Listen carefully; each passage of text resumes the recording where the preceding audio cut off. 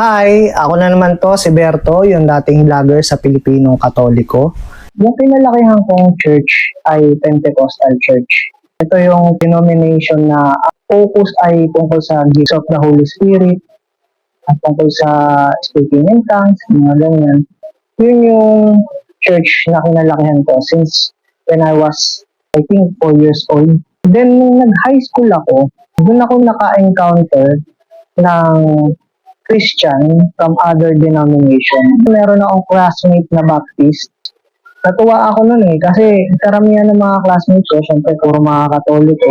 Syempre, doon ako natuwa na, may Christian pala akong classmates. Siya na yung lagi kong kinakausap. Sa kanya ako nakikipag-sharing about the teachings of God, about teachings of the Bible. Ang napansin ko lang naalala ko, tuwing mag-uusap kami, tuwing mag-share ako sa kanya ng mga, yung Pentecostal teaching, o kaya yung teaching ng church namin, o kaya yung preaching ng pastor namin nung nakaraang linggo, madalas, meron siyang hindi sang-ayon. Or meron siyang ini-explain na, hindi yan biblical, ito yung biblical na teaching.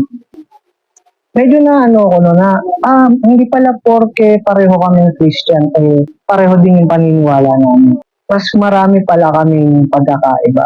So, yun yung napansin ko. Until one time, alala ko nun, parang simple nagkikwentuhan lang kami, ganyan. Nauwi na siya, parang i-invite niya ako to accept Jesus as Lord and Savior.